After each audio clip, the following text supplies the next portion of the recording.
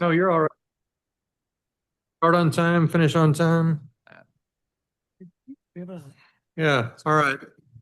So we're going to begin our work session now. And first thing up is a miscellaneous building code discussion. I'm pretty sure Brian and Sarah that belongs to you guys.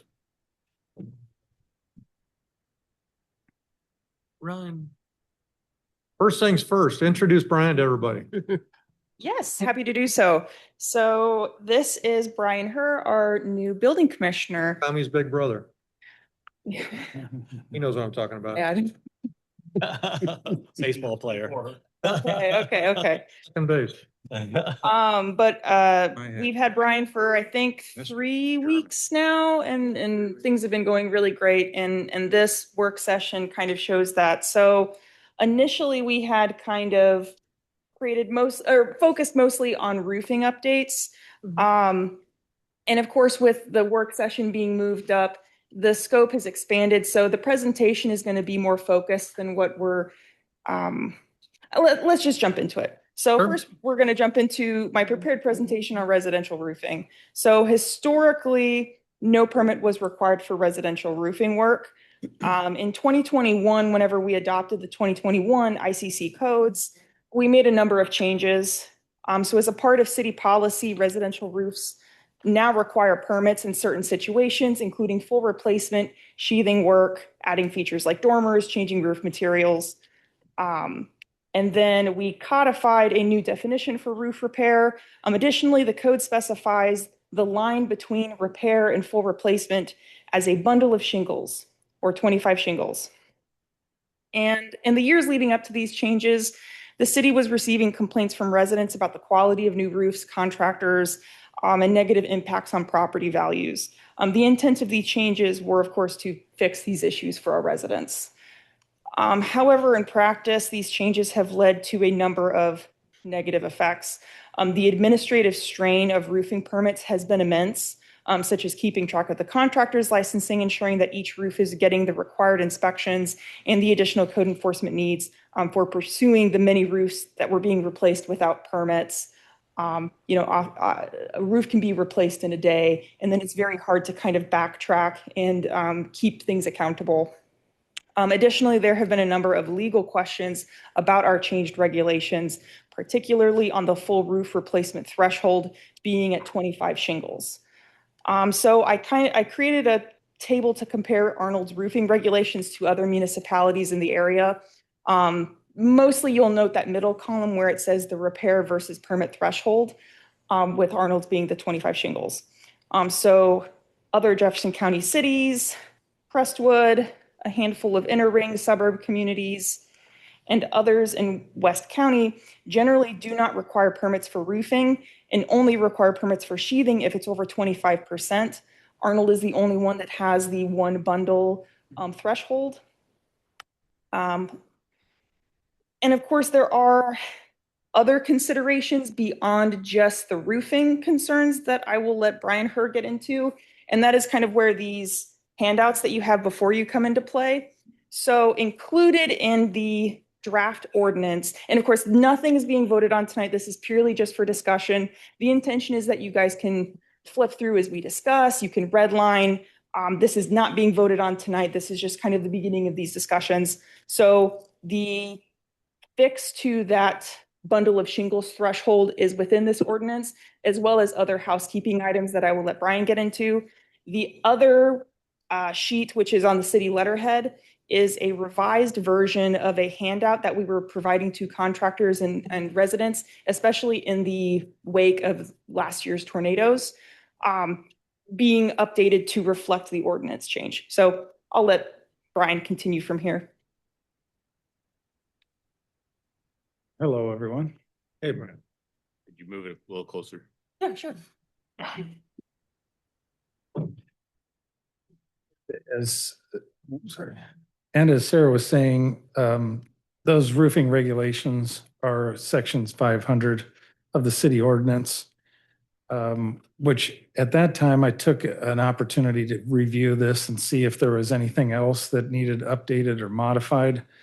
And researching this section found that table 301.21, which is on page 3 of this draft ordinance, was not completed. It's part of adopting a code. You have to fill in all the numbers and the determinations of the different flood areas or seismic zones or ground snow load. So we technically don't have a minimum ground snow load to enforce, or a minimum frost depth, for example.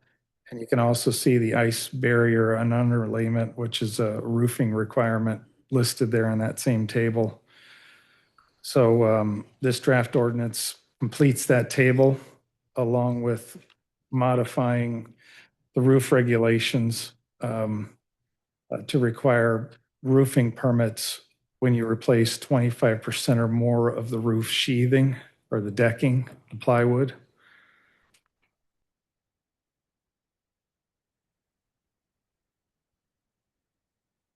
And then there's some other changes, the underlined sections or anything that's lined through within that. I also have a change to the minimum R values listed in the energy provisions of the residential code, This is the insulation. the insulation, Page 5. sorry, page 5. And these numbers here are from the 2015 International Residential Code. A lot of other municipalities do the same type of modification to this. Some of the R values that are in the 2021 are very difficult to achieve. And then as Sarah also mentioned, the handout for roofing. The first page is really the handout, and then the next 3 pages are a checklist, typical or common questions that are asked.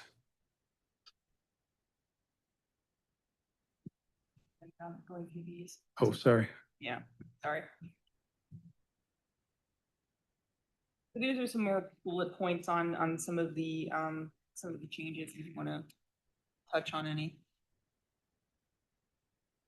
I think I went over most of those. I'll leave it up for discussion. So Brad, go ahead. So the city page, this one here, this is current, or this is what you're wanting to make it to? Yes. This is the proposed change. This is the Proposed change, because I thought you just said that it says now more than 25% of the roof sheathing requires a permit, but we were only going to require a permit for the plywood. More than 25% of the roof sheathing requires a permit. So So currently, any amount of sheathing requires a permit. Currently, shingles and any amount of sheathing require a permit. So this is going to be It would reduce the amount of. nowhere near as requirements for restrictive. permits. Right. I guess I misheard you. I thought you were saying that we were only going to now require it whenever it's the plywood that's being replaced at yes, 25% or more. Yes. yeah, that is correct. So a permit is required if more than 25% of the roof sheathing requires replacement. I think one thing that's kind of important to note is when we would historically adopt the International Building Code or International Residential Code, we usually just adopted it in its entirety without amendments. And sometimes changes can be overly burdensome, for example, the insulation or the R values. And so that's what we're doing. We're kind of going through and kind of, in some cases, even though we're being less restrictive, it's much more a much more common sense approach and keeps costs down in most cases, which is really not impacting the overall quality of construction. Can you please explain just briefly what the burdensome part of the insulation, I guess, goals are? So currently in the 2021 International Residential Code, for instance, or example, the insulation R value in the attic is R60, Oh, boy. which is 2 rolls of R30. So, and you can imagine, Expensive and burdensome. yeah, Okay. this reduces it to an R38. And, okay, and that's what it was in 2015. That's right. That's probably much easier to achieve for older homes around here anyway, so, okay. Thank you. I was just gonna say, I can vouch for that. I just paid to have, I got 11 inches in my house. I have. more than that. Expensive. The same. Yeah, it's like R43, so But it's. some of these older houses can't They can- achieve it at all, but the Exactly, space in right, the attic. spacing, that's get right. there. Yep. I understood. All right, thank you. That's all I wanted was brief update. Thank you. And I was just gonna say, I appreciate the standardization, like trying to get us to a standard and let's stick to a standard and then Something that's achievable. it's realistic, right? It's commonplace across the board and Much more common, and if people want to put R60 in, go for it. absolutely. Yeah, Right, That's it. yes. Just a minute. Michael? Yeah, I just wanted to know, Sarah, can you put those comparisons back up of the different cities? I didn't really get a good look at it. It's a real good graphic. Yeah, I have. Yeah, I'm done. Done? Can I dive into the roofing, this portion of it? I guess my question, and you kind of said in, that when it comes to the permit process and kind of final, or kind of, I don't know what the right word is, but kind of overseeing that permit process, it kind of has become overburdensome, overwhelming. And I'm sure the last year in itself, maybe the tornado didn't really help that. But I think even so, when it comes to the roofing, what I've seen is that to me becomes one of the hardest ones to regulate because so many people, I mean, as you kind of said, I think earlier, I see people all the time doing it on the weekend, on Saturday, Sunday, you can get it done in a couple of hours. So it kind of seems like when it comes to the permit required, we're kind of on that. We're kind of out of the ordinary on that Yeah, compared to some of these others. So I guess some of my question is, in order to, can we still have these guidelines in place, but does it make sense if we're not able to keep up or follow up with the permit process? Does it make sense keeping that permit requirement in place? And this actually might be where you jump in a little bit, Brian. But actually, if I remember correctly, this table here refers to some roofing elements for drip edge and ice and water shield. Is that correct? Yes. Yeah. So actually, there are some items that the main items that we were looking for with roofing permits were actually things that we should have just included in a table in our building code. And then having this now in this table just means that anytime that a roof is replaced, if they're not in compliance with this table, it kind of fulfills a lot of the goals of the permit process without having that additional administrative burden, without causing like a well-meaning homeowner whose contractor didn't pull a permit. We're not having to, have the code enforcement process, these letters going to their homes and bothering them over something that they did over the weekend. So at least the intention is to streamline the process to make things better for the residents. At least that's kind of our stance on these proposed changes. So, Mr. Mayor? That was Rother. Yes. Okay. I just have a general question, I guess, and I think you've answered this, but I wrote this down here.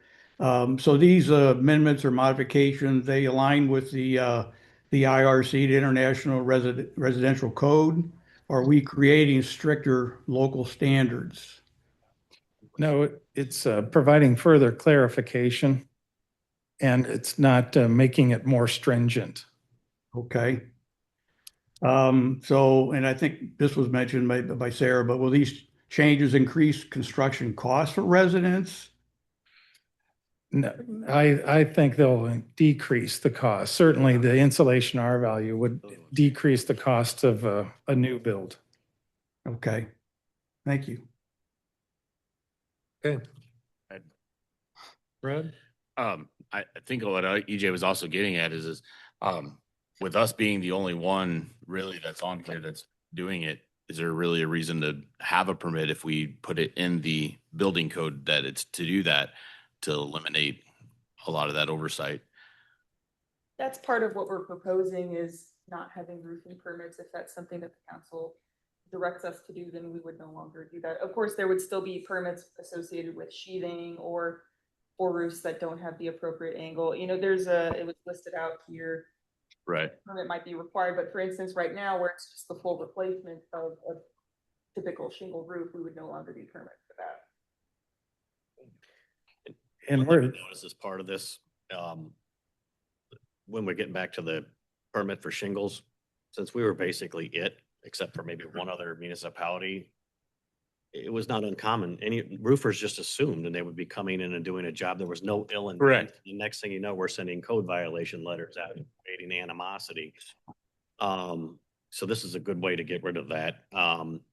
Right, that's what I was Yeah. trying to clarify, Yeah. that we were eliminating Yes. requirement of just a roof replacement This is permit. proposing some cutting of red tape. Okay, and On Maplewood here, it says only if the flat roof or material change. Mhm. Does that mean if they change the whole roof, what if it stays the same color or? It's going from, say, like metal to shingles or Oh, shingles to okay, metal. or, okay, I see, I you know, understand. tile, that, Concrete. yeah. And how much is a permit? it's roughly based on, on the job. yeah, it's based on the estimated construction costs. I think they're typically probably around 100. It's free if we have a tornado. Or, yeah, any of them. Bill? Yes. But so if we change our permit requirement for the roofing portion here, for example, this isn't saying like if somebody is putting on a roof, for example, in a wrong manner. We had a couple situations like last year after the tornado where there was clearly damage to shingles, there was holes in the shingle, and they were literally not doing anything to shingle, and they were trying to put a metal roof just over the damaged shingles, and that clearly that's an issue. Not allowed. So if it's something like that, we're still based on the standards and based on, the safety mechanisms there still is the opportunity to put like a stop work order on there and like we have the provisions in place. Should it be something, an issue there? How would you know? Right. How would you know that they're doing something like that? Unless somebody reports. You know, Somebody reports it. That's how I found out about it. I've given you the example before when I was on my parents' roof and the people next door, they were getting a new roof done, my neighbor's house. And the builder did not put the underliner on there. I was just, and I reported it and they came out and inspected it. Sure, you're right. There's nothing there. It was shingles put right on the plywood. I mean, part of me wants to trust that somebody does it the right way. If But what something's happens when not- you get a shady operator? If something's not being done in a workmanlike manner, we could put a stop work order and then alert the homeowner, and the homeowner at that point can deal with it. And if something's not being done where it could be creating a nuisance or a health and safety issue where you're gonna have leaks, we have other methods to deal with that. The problem is it's really difficult to tell. We're not getting up on the roof to see if it was put on properly. And there's just way too many roofs in town. It's basically something that's very, very difficult to regulate. Okay. That's what I was going to ask. How will the city enforce these amendments, and because do we have adequate inspection capacity? Well, So, Councilmember Rother, what's important to note is the answer is we don't really have adequate enforcement if we wanted to do it in our current method. Our proposals are going to be much less stringent. got it. And that's also Less the pur- restrictive. That's also the purpose of the handout, is to make sure that anyone who's coming in and asking the questions, we can send this out, we can have this on the website. Having it on the website's a good idea, but what happens if somebody doesn't want to bother reading this? Hey, Joe, it's not normal for people to speak during a work session, but if you got a real quick comment, please. As a retired contractor myself, my neighbor had a new roof put on and they were replacing all the plywood. And I walked over and I saw them as they were starting to put the plywood on. They weren't putting any plywood clips on whatsoever. And I know throughout the neighborhood, this was going on as they replaced the sheet. Never a single plywood. Because clip. that'll lead to sagging, yeah, Between the sheet, between the trusses, one will lift and one will sink. sure. And it'll cause all kinds of trouble. Right. There's a block that up the whole neighborhood. The same crew must have been subcontracted through at least 4 or 5 different contractors that had their name on a sign. Yeah. But it's just the same crew, subcontractors. Is it the same bad way? In that instance, though, they would be required to get a permit. For the shooting. But I don't think that they know that they'd be, is the thing. And It's, when we have these storms, can we maybe print something in the paper and say, you must have a permit for this, so that the homeowner knows to tell. yeah, we did that in when this, contractor shows up saying, we need to have a permit. If you're not doing a permit, yeah, we got that in this last big storm, and we told everybody it was a free permit. All right, is there anything else on this issue? maybe. Double check. We had all this. No, I think for the most part, the idea is that we're just looking for direction on the future code amendments and policy changes. You know, and of course, since we're opening up the building code to fix that threshold for the 25 shingles, you know, You're there anyway, yeah. I've provided the draft ordinance. Again, there's nothing to be voted on tonight, and we can provide this draft, of course, also the next time that this comes forward. If you guys have any red lines or comments or any concerns, feel free to email me, and you know, we can get this on the next time. Thank you. I applaud the idea of making this less stringent, but at the same time, there must be minimum standards, you know, so. I just had one EJ? quick question for Anthony, if that's okay. We had talked extensively, or I've talked with you extensively about like the roofing places that we put in play, or that we have put in place. Does this kind of fix some of those? It absolutely does. All right, because that was a 25 shung, that was basically, I'm trying to recall what we did. It's the threshold for repair, and that's that middle column, that 25 shingles, the bundle. That's the thing that we absolutely need to address. And where do that's we, kind of- what do we change that to? That there is no repair threshold, just that they don't need a permit for shingles, they can just do the work without a permit. We're basically what we changed, that whole threshold, that's Gone. gone. Hmm. So there's no There was replacement, no, there nothing. was no justification. Okay, so here's your homework. Go home and read these things. If you have any questions, get your questions answered before it comes up in the June 18th meeting. Please, Or you can bring them to the public hearing, there you go. go about it. Thank you. Um, Was it gutter discharge? Was that it part of this? no, so let me skip through. The other 5 items on the agenda, just because of the weirdness of course, I just got back from my trip and then the work session got moved up. We didn't necessarily have time the staff didn't have time to prepare on these other items. So the intention is that if you all have any thoughts or concerns about, you know, C and then A through D, discuss and we'll take notes and do some research and get back with you. Thank you. Brad, you got something? I'm sorry. On the gutter discharge, absolutely. I mean, my neighbor's house is 5 feet. The requirement's 5 feet, no discharge. And so, I mean, she doesn't meet she's in violation of it, but her house has been there since 67. Like there's no exemptions except for only if you take it out to the street. So, I mean, something needs to be changed. Not just that, you have 2 families and 3 families up here that the gutter goes down dead center of the middle of the building because that's the property line. So they're 1 inch off the property line. There's no, I mean, that's the definition of what it says is 5 feet from property line. Unless the only exemption is what EJ got in there was if it goes all the way to the street and discharges in the street on the property line. My concern is. Mr. Mayor? Non-conforming, we It's basically. very created non, I mean, you go down You to can't make We Bay can, Shore. we can look at some Example. a language to put additional exemptions, and that's a very valid concern, and we can easily make changes to that. If you have examples of that, please provide them and Look at Bay Shore. come up with something. No, well, so we can find some language that in which we. Oh, we- I as see what as you're a saying. Sorry. draft, whether it be Gotcha. a work session or if it's. Yeah. If it's pretty straightforward, we could just add it to our upcoming amendments. Mr. Mayor, could I just add a quick comment? Hang on, Sarah was talking. Go ahead. The gutter is in the building code, so we can take a look at it and like get additional language, say exemptions for non-conforming. Or do other ways of kind of edit this. Very well. Thanks. Michael? Well, I just want to mention, since stormwater is a major issue in Arnold, I was just going to ask, will the new requirements reduce stormwater runoff problems in older neighborhoods? No, Real pretty neighborhood, but no, water comes from the sky and it runs downhill. Those are the two unalterable rules. But yeah, if this new requirements help reduces that is all I'm asking, but. No.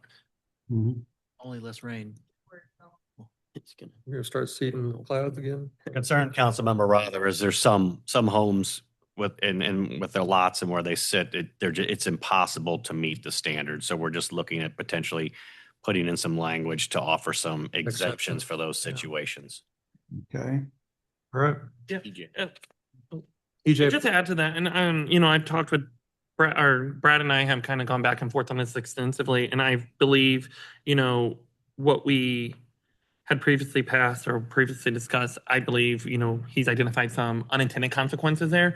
But I think in the flip side, what I just want to caution kind of some of the reasoning behind how we started on this conversation is I have seen so many situations where neighbors will literally run piping from their gutters or run it like within less than a foot to the property line, and it has created just so many other runoffs. So in kind of looking for a solution here, I just want to make sure that we don't go back to that unintended consequence as well. But no, I think it's great if we can take a look at and find a happy medium. I think there's definitely a happy medium here. But no, appreciate the looking into this. okay. Is that all we got? Well, there's various zoning and side code. Okay, I got it. Yep. Moving right along. I guess number 2 is yours as well?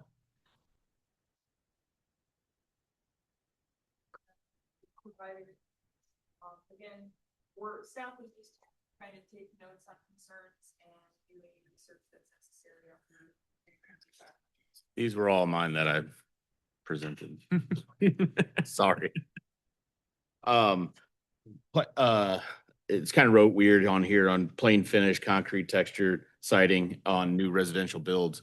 There was a ordinance or building code that was passed, I think it was like 3 years ago, maybe 2.5 years ago, that stated that any new build, you weren't allowed to have any concrete showing on a walkout basement or anything less than or more than 12 inches. And so if you had a walkout, you had to take siding, you have to take siding all the way down the concrete. And so it's an added cost. You're putting penetrations into a fresh concrete pour. Why are we doing it that way? That doesn't even I make sense. would love to know that. My old house had that plain finish Yeah. on the back of it, so. It was presented by the last building commission and I thought it was ridiculous. Not just that, it actually puts on about an extra maybe $3,000 to the homeowner that they could have put better things in their house than siding down the concrete. Paint the concrete. So all that I just brought from the zoning ordinance, that section, so I can just read it verbatim and you guys can discuss and provide us whatever feedback. So plain concrete finish shall not be exposed by more than 12 inches on the front or street facing facade or 36 inches on the side and rear facades. Special concrete textures or other treatments may be permitted with approval of the community development director. Why do those sound arbitrary? At least from my recollection, the intention was there were some concerns over large walls of plain finished concrete. And so these guidelines were intended to improve aesthetics. But if the council sees these as unnecessary, then we can just remove that if that's the idea. Oh, go ahead, EJ. Go ahead. I was gonna say, I mean, think it's semi what I something- do with a living and I don't know anywhere else that has it that you gotta cover up your concrete Yeah. just with siding on It new doesn't make builds. sense. The concrete is sound when it's finished and they've taken the forms off. And, Goes back to what we were doing with Right. expense too. Yeah, expense. I mean, they could put that into make their house worth more by other upgrades. You don't get more by more siding you add. no, I get that. It's just there's a potential for more damage if you have another tornado. So then Concrete and move on. the simple solution would be as a part of, various other changes to chapter 500, this being in chapter 4 or 5 zoning, we can just include an ordinance change just to scratch that out. I think so if too. that is amenable. Even my new house has got concrete down the sides Mm-hmm. and, you know, there's one place it's taller than me, you know. That makes no sense. Okay. Again, it's one of those things, if it's a preference somebody wants, they can always do it. Of course. But okay. Okay. then we I'm, can I'm, include that. I'm of the agreement. I think it's a good idea. It should be a homeowner's choice, but not a mandatory by us. You guys, what do y'all think? I agree with that. I agree. I agree. Sounds like everybody's in favor except for Mike. He's not. Did you have something? No, I was just saying, I painted my concrete, so it's like, That's what I did. I right? wouldn't, I don't think I would want siding all the way to the ground. Right. Okay. I mean, I wouldn't recommend it Aesthetically. painting it in the first couple months, but No, that's all right. let it Carports, breathe. carports are generally not allowed unless they're already there. Yeah, and actually, that's another one where I can just kind of read from the ordinance here. So, and this is just an example from the R5 residence district, but this is in pretty much every residential district except for the manufactured home district. Quote, carports or other unenclosed covered structures typically used to store vehicles are prohibited. Okay, except for if they've already been there, they're grandfathered in. No. Well, so a non-conforming structure is of course allowed to remain unless it is destroyed or otherwise not in maintenance. This is just for new carports. Well, one of my neighbors, John, right down there next to Ferdlang Park, had his house. Trees fell down on both sides of his house, tore up his house, took out his carport, and he was allowed to build the carport back on. So And I saw nothing wrong with that idea. I know that for the tornado, we were not going to harm people who had tornado damage, and that was at least a directive from the mayor at the time. So this is typically for pretty much all non-tornado. If a carport is to go down, it cannot be replaced. Or if someone wants to build a new carport, it is prohibited by, like I said, this is an example from our residential districts. Okay, there's also, if you drive around the city, a couple of examples where somebody's got little pop-up tents over their cars, you know? That's, But And that's just, those are technically, drive me crazy, but that's just a carport by a cheaper method. So what do you do? Yeah, I was just curious, are we seeing an increase in carport requests? And what issues you think is prompting that? Well, carports are not allowed, Mike, under the ordinance. Right, but I think in certain areas we have seen, I worked with Sarah last year on one in my ward. And I think we found a creative strategy or something, to help the gentleman out because he was looking more to do like a covered patio type thing. That may have helped the front of his car or something. But I mean, I think in my situation, I'm going to go I don't mean to bore anybody here, but for example, when my parents bought their house in the Mount Vernon subdivision, there was nothing. They added a carport onto it. There's no room for a garage, so they added a carport. They have since turned the carport into part of the house, so it's now part of the house, fully enclosed and became the dining room and all that. But they currently have nothing. It's just a driveway. I mean, I think in our neighborhood, you go to Bayshore, you go to some of these older neighborhoods, you're not going to get a garage in there. And I think if somebody wants to add an attached carport or something along those lines, that's going to protect their assets. I don't have an issue with that, especially in some of these older neighborhoods. Or like, what happens if a house first of all, if the carport, as Sarah said, is destroyed, they can't technically under our current code, they can't even rebuild it. But what happens if like a house in my neighborhood or Bayshore or one of these older neighborhoods, the house itself is completely destroyed, they're rebuilding. At that point, it's a completely new build. They still can't fit a garage or, these lots are so small. I think you can fit a carport in there. I think allowing a carport is no problem. I'm open to other suggestions. I don't know if a solution would be an attached carport or something that is attached to the house versus like those metal, what would those be? Like kind of like the metal standalone carports? There's a few of them around town. It's got a fiberglass top and a couple metal poles. They look terrible. But especially in my ward, there's people that have had them for 20 years. And then I do know of at least one person that's told they were not allowed to put it back because the tornado happened. And, as another aspect of that, of not having it's just a blatant no that, well, heck, they couldn't even get all their insurance money because, you get, typically 40 or 60% up front. And then whenever you install it back, So they're out the money of that as well. I mean, and then that brings up a whole different thing of our code of 1,200 square foot minimum, but I don't believe there's a exception if it's in like Bay Shore or something that's, max of 900 square feet that you can build. Would it, Go ahead. go ahead. I mean, there are people in Arnold that they can't afford to put a garage in. They can't, they cannot afford it. I mean, how much is it to put a garage in? 30,000, 40, 50? I don't know. Depending on what type of. You're not allowed to consider financial impact on things like that. Yeah.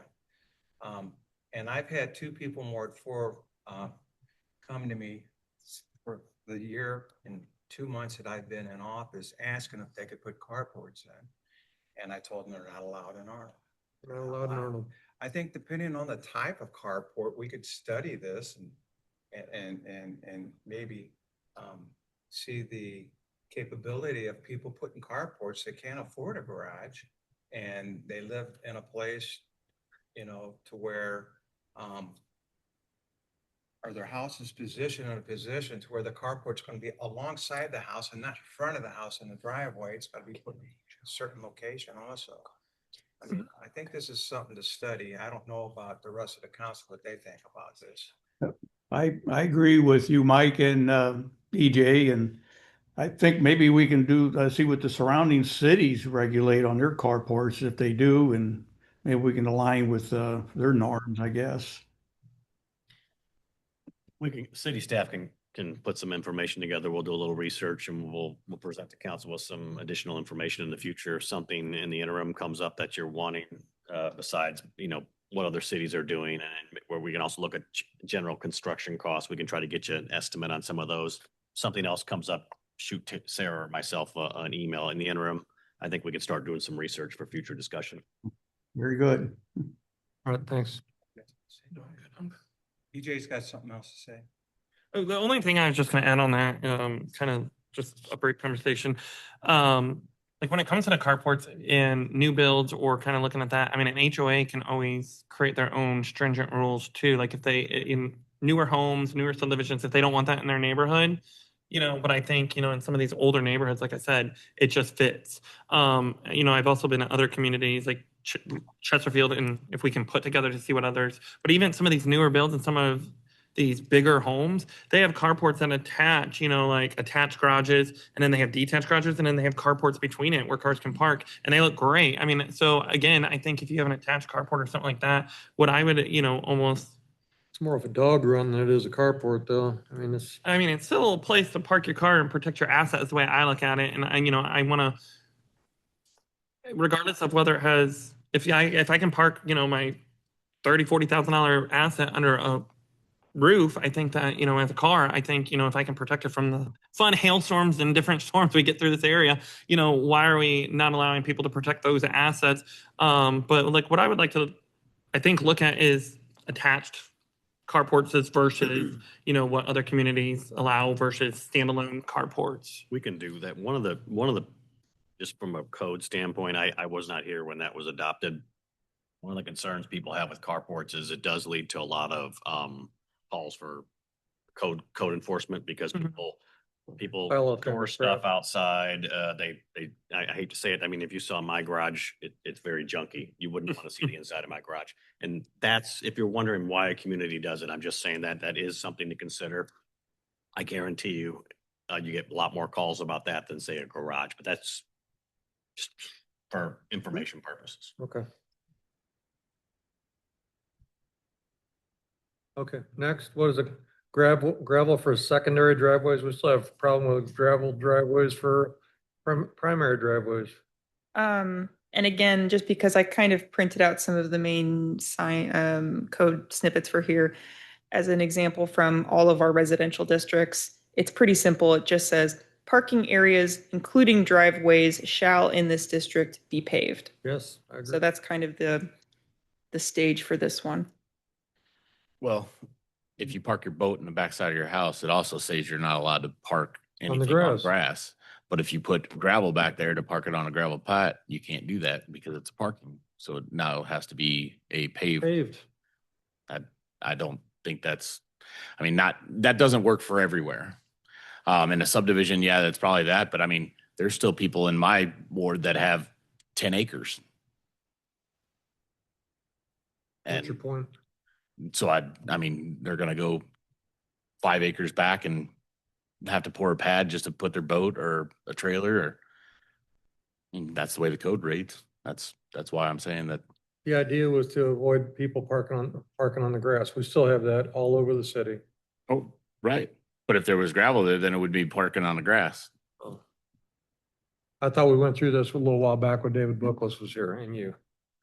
That we were gonna get away from the gravel driveways and we're gonna start paving driveways and Yeah, so I did- forcing people parking on a paved flat spot. yeah, and I didn't exactly prepare anything from our non-conforming gravel or anything like that, but of course, just to kind of provide some context for the concerns on gravel. Whenever gravel tracks out onto city roads, it can cause a lot of damage and just kind of general wear and tear, more so than what if the two roads were both paved. Dust. There's a lot of, and just general aesthetics and ease on vehicles. That's kind of a lot of why the city leans towards paved surfaces for driving and parking. And so it also means whenever you have to get a new occupancy permit, if it had a gravel driveway, that there's required to be The change of ownership, that was changed 10, 12 years ago. And it was passed unanimously, as I recall, by the city council. Everybody agreed with it, try and get away from all these gravel driveways. I think there should be exemptions. I mean, Come up There- with a there is no list grandfathering. of exceptions, not there exemptions. is no grandfathering, correct? The way the code reads, it's either you have it or no, correct? Currently, if you have a gravel driveway or gravel parking pads and you've been the occupant for some time, we're not going to ever bother you or anything. But if you intend to sell the home, that is when the need triggers to pave those parking pads, those driveways. Yeah. Well, I did have a constituent, and I know things have changed, but I did have a constituent that has had it gravel since the 70s, and he came and presented that he had to change it all to concrete, but I know things have changed. Change it all to concrete, was he selling it? No, Well, I He's know lived in for a it since the fact that 60s. that was always an exception. You were grandfathered in, non-conforming, but when you sold it, that was part of the. they came and knocked on his 8 door. years ago, huh? Okay, they came and knocked on his door. Who knocked on his door? Who's they? Yeah. Randy Nolan, Who? Randy Nolan, or somebody from the building. The guy that's not here anymore. I said that, correct? Yeah. Yeah, but I remember this because I was on the city council back when we adopted this years ago. Okay. What do you guys think? I mean, obviously, there's some discussion. We can bring it up for discussion, but a prior council approved this. What do you guys want to do?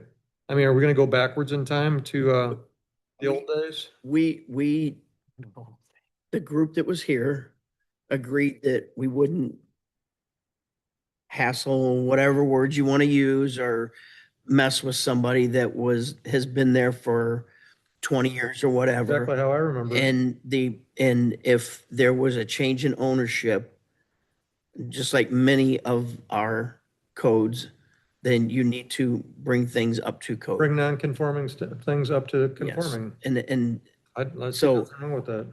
I will say, I'm not surprised that someone went and, Okay, but but that's not what we. it want shouldn't to have practice. happened. We all said that we were not going to do that. And so I think that's more of the issue for at least your example, Brad. So that's, yeah, I mean, we all, everyone unanimous was, we're not going to do anything. And yes, the word grandfather's not there, but that was what we all agreed on. And hopefully that's only happened the one time with the one person. All right. No. What's next? No. Well, I have a question real quick, Sarah. He went out and knocked Sure. on the doors about it? I think so. But I do have a question specifically, sorry, on like really long driveways, for example. So I have a couple examples, especially off of like the Timbrook area, for example, where you can't even see the house, you can't even see the driveways, and like the first maybe 40, 50 feet are paved. But like for one example, I dealt with a constituent on this probably about 2 years ago. They probably have about like 500, no exaggeration, 500, 600, like huge driveways. So you can't even see the gravel. But at one point situation, they came to him and told him, oh, he needs to pave the entire thing from the paved portion from the 50 feet. So do we have any exemption on the length of the driveway? Because I mean, that's a huge amount. I know we had this one covered too, because it's supposed to be like the first 50 feet on a long driveway. So the codes have changed to my knowledge. I'll have to do a bit of research on that just because I too am thinking of our old exception where it was the first 50 feet, but if it's longer than 100, it doesn't have to be paved. But that's the old wording. So I'm gonna have to refresh myself on what the current wording is, but I can get back with you That's on fine. I that. feel like the current one is the entire thing has to be paved. Yeah. At the transfer of a new ownership. Mhm. But I think, I think that we still have some areas in this community where you sit pretty far back and nobody can see it. If it doesn't bother the roadway, I mean, I think there are still some areas where they sit on several acres. It sits pretty far back, and that's a lot to force somebody to pave, even at the selling of a property. I go by some of these driveways. They're over on Palmy Road, for instance. There's guys that live up on the hill, and it's a gravel driveway. If you go up Palmy Road, it's on the left-hand side as you're going away from Old Mayfair. There's at least 3 of those driveways like that, exactly like what you're saying. As a matter of, from a day-to-day staffing standpoint, I would, maybe we'll do a little research. I'd rather have everything written in an ordinance as opposed to, we can write an ordinance and we can draft an ordinance to carve out exceptions, right? Where it could say something like at change of occupancy, as opposed to just, we will leave those people alone. It's a lot easier for staff. Yes. For a fact, we're following the council's direction. There are no, differentiate types of inspectors. One inspector may be more rigorous than the other. So it sounds like we may need to, from a staff perspective, come up with a couple of ideas we'll throw back out. Because I'm much more comfortable with an ordinance that's clear Mhm. for a staff member to enforce Sure. than kind of exceptions. The one thing that we will put in there that I think should be considered is sometimes when people have gravel that's no longer gravel and it's mud. That could be an example, right, where we could tell them you've got to either fill gravel or pave it, we'll come up with some language to get some ideas. I just want to make sure staff is following the direction of the council and it's clear and easy for them to administer. So it sounds like we need to do Sounds some great. research. Okay. And we, I said, there's only one other one and it was, it's actually the street is gravel and there's multiple houses off of that street. Are we talking Frederici and a private street? It's the Yeah. second worst. street No, in it's the not city. that. No, it's not that street. It's out on Lee May Ferry. It's on the left, just past the church. There's 2 houses on the street. Okay. Little streets gravel. we'll come up with some standards and let everyone take a look. First, you're gonna talk about the Blacks property. That goes up the hill. That's all. None of it's paved. Rooftop signage, what's up with that one? Do you have the ordinance for? I didn't print it out, but it's basically under signs prohibited. Rooftop or roof signage is a prohibited sign. Okay. And What's the discussion? well, actually, whenever we were at the Smalls, they can't put it on top of their roof, and that was brought up as well. So it has to be brought down because that's the way our ordinance is.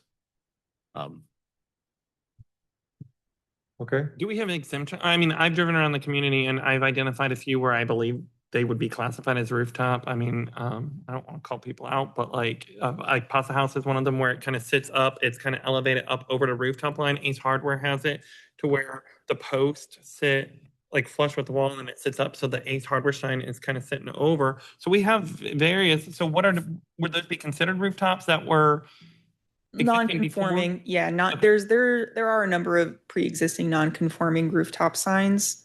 So this is basically just a prohibition on new rooftop signs. And I will also mention there are some situations where, say there is like a mansard kind of a bit around the top of the roof. For instance, with the, I can't remember the name of the plaza, the Starling Plaza with the tattoo shop. They have signs that are basically on that mansard area. Those are things that we typically see as wall signs, not necessarily roof signs. So we haven't been approving any roof signs, but the staff does work with applicants to get creative so that they can have signage appropriate to their building. We need to look at it. Okay, thanks. So I'm asking why not allow it? It would actually eliminate some of the marquee signs on the ground and bring them up, so actually it would take less congestion off the street view. I mean, it's fairly typical for roof signs to be prohibited. But of course, it's up to the council what they would like to direct staff to do. I mean, I guess I just want to be careful what we take a look at because, I mean, my whole pet peeve is when I drive up and down Jeffco Boulevard and just see the rows of giant signs for every single business.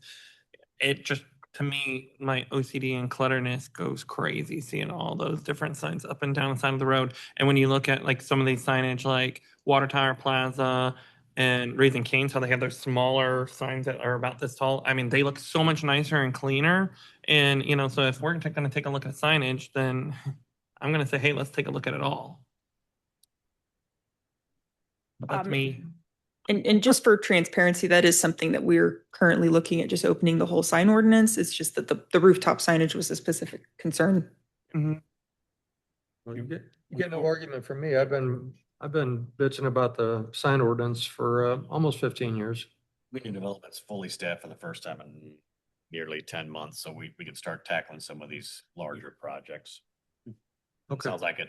I was just throwing them out. Refresh is a good idea. Everyone seems to think that might be in order in the future. Mhm. Okay, we can do that. We can make sure to look at rooftop signs as well. Yeah, I mean, I other communities and other places and they do it all the time. So Okay. I just was wondering why we are prohibiting it. All right. Are we good with this? That's a good opening. Anybody else have anything on this one? Because we got some other business that's gonna take us longer. All right, so at that, I'm gonna like to adjourn this work session.